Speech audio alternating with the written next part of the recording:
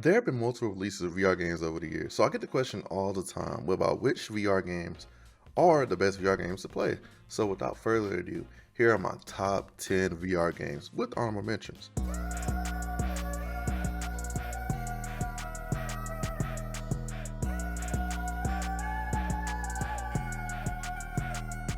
So this list might make everyone happy, but if you do like the list, give a like. If you don't, tell me why in the comments below. And so these are the games I enjoy being a VR user.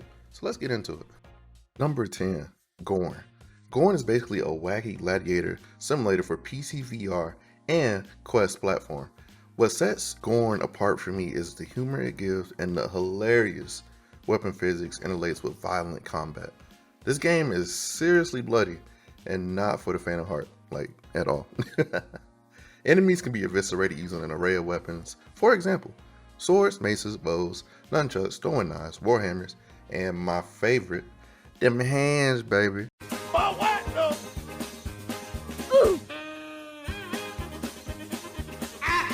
No. NANI? Gorn is a PCVR and Oculus exclusive platform game, like I said before, but it is enjoyable to play either way, whether that be standalone or with a wire. So please go out there and get Gorn. It's a must try if you like combat games for VR. Number 9, Stormland. Stormland is an amazing single player action RPG game. Fun weapons, mechanics, and a decent story made this an absolute banger. This is one of the first VR games I played on my Oculus Quest 2, and it just blew my mind from just the experience.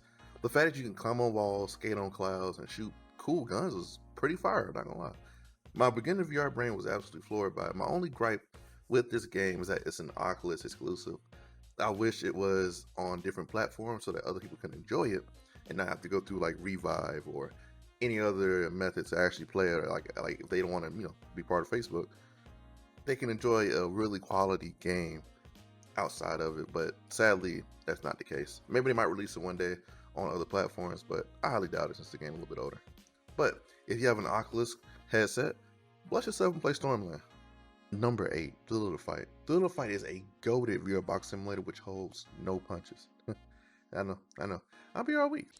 Oh, brother, this guy stinks! No, but seriously, this game gave me one of my best VR workouts I've ever experienced so far. For people who want to build up a sweat or just throw some good hands, pick this game up now. It has customization options for different fighters. It calibrates to your height, which is also very nice. And there are for different boxer variations that you can fight against to make it more challenging. So you can fight heavyweight, lightweight, people that block a lot more, people that throw hard punches, people that throw fast punches, a variety. So if you know you're a stronger puncher, you can turn up your punch power, or if you know you're a weaker puncher, you can turn it down to compensate, which is very, very, very cool when it comes to customization in this game. So the game is all about customization when it comes to how you fight and how your enemy fights. So there are also different special game modes that include bag work, dummy punching, speed bag, Halloween modes, and other various modes. So if you like all that and you're into boxing, you're into fighting, and you love VR, go ahead and pick up The Little Fight, man. Do yourself a favor. Number 7, Blade and Sorcery. I feel like as kids we all imagine swinging, imaginary swords, shooting imaginary bows at, imaginary enemies. Blade and Sorcery makes that a reality. Well, I guess a virtual reality of sorts.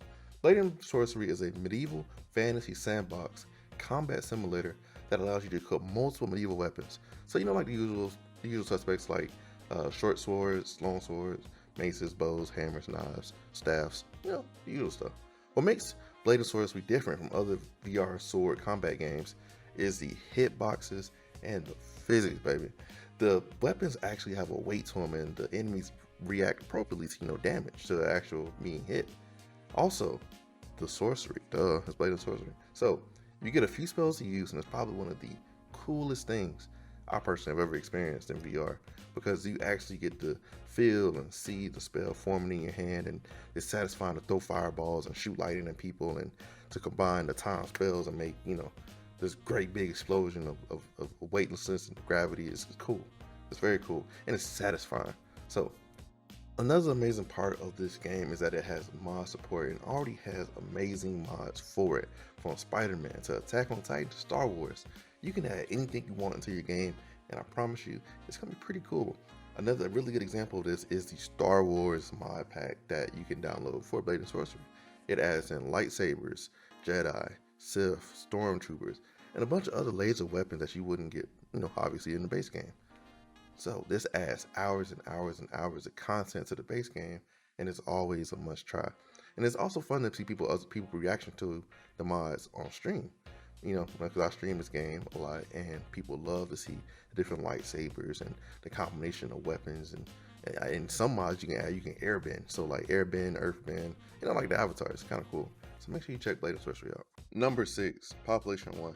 Population 1 is a VR battle royale that supports crossplay between standalone VR headsets and PCVR headsets.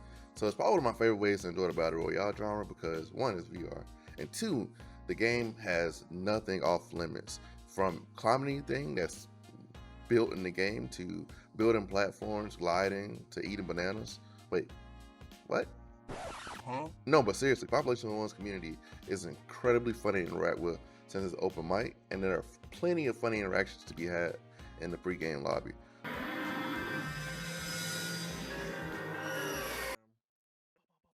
What the size you think mine is? Hey, those are A cups. With the rollie on. Damn.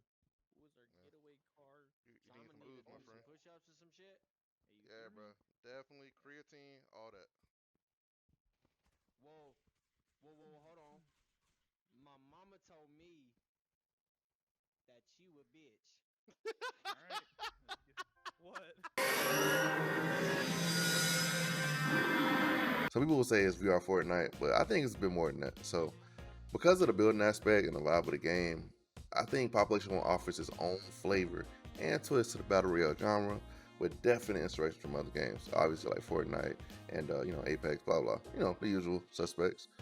If you're a streamer, I definitely recommend this if you're looking for good VR content to put out to the people and some good funny TikTok clips and social media content. But it's all fun. Check it out. Number 5, Phasmophobia. A lot of you are probably familiar with Phasmophobia, but if you are not, it's pretty much a ghost hunting game. You spawn in with or without friends at a location and must solve objectives for money. For example, like figuring out what type of ghosts are haunting the area when it's in a ghost event, or getting your candle blown out by a ghost, which is incredibly creepy, 10 times more creepy in VR. There are a multitude of ghost types ranging from phantoms to demons. Originally, Phasmophobia didn't support VR, but some months ago, VR support was added. This game is incredibly more creepy and immersive in VR. The VR controls aren't bad at all either, especially for them developing it later into the life cycle. Being in VR leads to some crazy funny moments with friends because just how your arms wiggle in VR and how it looks sometimes when you die. Also, basketball. You understand what I mean if you play the game. I'm honestly more surprised people don't know what that is sports VR, especially being that it's honestly one of the better VR supports that I've seen on PC games. So if you like scary stuff, go check out Phasmophobia, man. Number 4, Pavlov. Pavlov VR is a multiplayer shooter that definitely takes inspirations from games like Counter-Strike. While having settings in both modern and World War II eras, it offers a plethora of guns and game modes. I personally enjoy TDM, but I also suck at the game, so take that as you will. Nah, but seriously, what makes Pavlov a dumb amount of fun to me are the custom game modes, like Trouble in Terrorist Town, Zombies, or whatever else you find in the Steam Workshop. Playing COD Zombies in VR personally was one of the best things ever, especially being that I got to play one of my favorite maps, which is Darius. Also, playing on other custom maps from your other favorite game series like Call of Duty, Minecraft, or Halo makes what Pavlov offers really, really, really special. The latest big update added World War II weapons, maps, and tanks, which is honestly pure fire because I've never actually been inside a tank, so being in one of you, I was pretty litty, I'm not gonna lie. If you're looking for a fun multiplayer shooter to play with the homies, hit that up. We moving in the top 3, baby. Number 3, Walking Dead Saints and Sinners. Walking Dead Saints and Sinners is peak zombies in VR. Truly an experience. Walking Dead is a bleak open world survival horror game with different areas to explore in New Orleans, Louisiana. So shout out to New Orleans, baby. You play as a tourist, an urban legend who is immune to the zombie virus. So yeah, the main story you follow as you solve many mysteries, interact with different factions, and complete missions. There's also plenty of morality situations that you face when you play the game. For example, if someone asks you for food, you got plenty of options. You can A, give them food, B, ignore them, C, kill them, D, get zombies to kill them, which is kind of crazy. I did that one time. The most satisfying part of the game is the dumb amount of ways you can dispatch the enemies, aka the zombies. From hammers, knives, pistols, rifles, bows, to whatever else you can find or craft in the world, the feeling of knifing a zombie in VR in the head is unmatched. I promise you. It's so satisfying. Take a look. In that case, how about this? To make this game more realistic, there's also a limit to your stamina. So when you're engaged into fights with other zombies or other survivors, you gotta be conscious of how many times you swing your arm, aka melee. The inventory management is also a really good part of this game. You're given a physical backpack with almost so many slots, so if you fill your backpack up with some bull crap, it's gonna hurt you later off in the game when you need to go, actually get materials. So I like that it gives you a physical menu so that, it adds to the immersion. We know all about that immersion in VR. Yes, sir. Market Entertainment Center also offers survival modes if you get bored with the story and want a different experience. So I enjoy some of the survival modes just because it's kind of good to get some practice in taking out zombies. And also, this is one of my first VR zombie experiences, so this game holds a big part, a huge part of my heart, and definitely raised the bar when it came to AAA zombie games, because this game is crazy when it's in terms of the immersion, in terms of the atmosphere. The set pieces are great, and it has that Walking Dead feel. If you have a PC or Oculus platform headset, do yourself a favor and go try it out. Number 2, Boneworks. Boneworks is my game, bro. It's probably the most realistic thing I ever played in VR when it comes to physics. If you think you can do it, you probably can do it. And what I mean by that is if you got a pipe and you saw like a zip line, you can put the pipe over the zip line and actually zip line down using the pipe. What other game can you do that in? I legit can't think of a game. But with that being aside, Boneworks is nothing to the imagination with its combat and movement. It is called a VR narrative action adventure game by its creator Stress Level Zero, which they made other VR games in the past. Boneworks' core gameplay is its combat and physics-driven puzzle. Some would call it a tech demo, but I find it a bit disrespectful for how much the game offers. It includes a story mode, a sandbox mode, and an arena mode where you can fight the different monsters or creatures in the game, which is cool. You can definitely see the love and passion Stress Level Zero put into the game. The only thing I dislike about the game is the barrier entry for it. No, it's not expensive or anything like that. What I mean is, this game is hard to play if you are a noob to VR or don't have VR legs. You need an iron stomach and platinum VR legs to play this game for even like an hour. When I first got this game, I could not even play it for more than a few minutes without feeling like I was about to throw up. Now that I've been in VR a bit longer, I can play it for about an hour, but that's the only thing that I don't like about the game. But it is what it is for how intense the game is. But back to the combat though. Boneworks is definitely one of those games that is as fun as you make it. If you engage combat in a boring way, then the game will honestly be boring. But if you spice up the kills and go for like crazy stuff, like jumping off buildings and hitting people in the head with katanas and stuff like that, if you play it and get some funny kills, definitely send them to your boy, man. I love to see the Boneworks clips. But go check out Boneworks. You will not be disappointed. Alright, before we get to the number 1 spot, here are some honorable mentions. The Forest VR. So while I did enjoy The Forest in totality when I played it in VR on stream and off stream, it didn't feel like it needed to be in my top 10 of my favorite games. Even though it is an enjoyable experience, just didn't have that top 10 feel to it. It was very fun, don't get me wrong, but it wasn't as memorable as some of the other games. It didn't affect me as much as some of the other games on the list. So maybe that my opinion will change over time, but for right now, honorable mentions. Propagation VR. So this game is really fun, but it's so dang short. I got so many clips of this game on my TikTok and Twitch that did really good, and I have a video of it on my YouTube, so go check that out.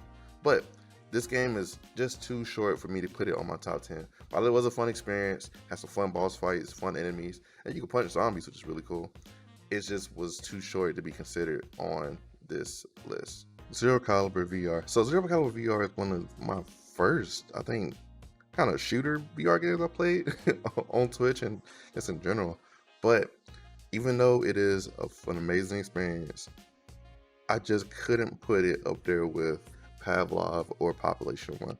It's top 20 for sure though, probably like 11 or 12 on my list, but not top 10. But go check Zero Caliber out. It is fun with friends, fun by yourself, and it's just an experience. Okay, getting to the number 1 spot. Drum roll, please. Number 1, Half-Life Alyx. Half-Life Alyx is commonly referred to as one of the best VR games, if not the best VR game of all time by many in the VR community, always between Half-Life Alyx and Boneworks. Half-Life Alyx is a flagship VR game developed by Valve for the Valve Index, but supported by other VR devices, obviously. The events of this game take place before Half-Life 2 and after 1. You play as Alyx Vance, who does recon and surveillance in the Combine ran city of City 17. So back to City 17. Alyx's goal is to save humanity from the Combine. The story goes on from there. I don't want to spoil it, so that's all you're getting for right now. The experience that Half-Life Alyx provides is one of a kind for a multitude of reasons. The level of immersion and interactivity that the set pieces provide are breathtaking and amazing. You literally pick up anything. Like, you can pick up anything and do whatever you want with it. So, for example, you can pick up a dry erase marker, I think in the beginning of the game, and you can write on a window. You can actually, it's like a legit dry erase board. You can write on it. And later on in the game, you find a dry erase board, and you can find a bunch of markers, and you can write and draw, pretty much do whatever you want with it. Which is, you know, insane. I've never seen a game do that. It also offers a dumb amount of enemies to face off against throughout the game. I won't spoil the crazy ones, but the basic enemies are, you know, the infamous head crab zombies, the barnacles, and, you know, the Combine soldiers. The enemies definitely get crazy from there, with many variations and new enemy types being added as you progress through the game, which is always a surprise because it's always scary how they pop up. The level of graphical fidelity that this game offers is pretty crazy. This game definitely looks like real life. Like, bro, if you have a beefy PC and can push the graphics high with a decent frame rate, there's only a few number of games I can think of that can compare to how this game looks. I can't even imagine the technical difficulties that Valve had when texturing, because it's a dumb amount of detail. Like, it's honestly astonishing they got this game finished with, you know, as little problems as they seem to have. They don't really talk about the technical difficulties of these games, you know, when they release them. At least I haven't seen it. We haven't mentioned the weapons and the gravity glove you can use throughout the game. You get a multitude of weapons through the game, and the gravity glove is also very handy when you need it. But going back to the weapons all have a really good feel and shoot to them. I hate that you can't double hand weapons. Like, there is a shotgun in the game which you can use both hands to shoot it. It's only like a one hand type thing, which is kind of annoying, but I'm pretty sure they had a reason for not doing that. Just another reason. But going back to the gravity glove, if something's out of reach, well, you can use the gravity glove and pull it towards you and catch it 9 times out of 10. So there's only a few things in the game that can't be pulled by the gravity glove. And if they're really heavy, then it's hard to pull some. But if it's light, or you can grab it, yeah, you can pull it with the gravity glove. It makes it crazy easy to grab ammo and other items out of reach. There are also crazy puzzles that you run into while playing the game, some being visual and some being more physical in nature.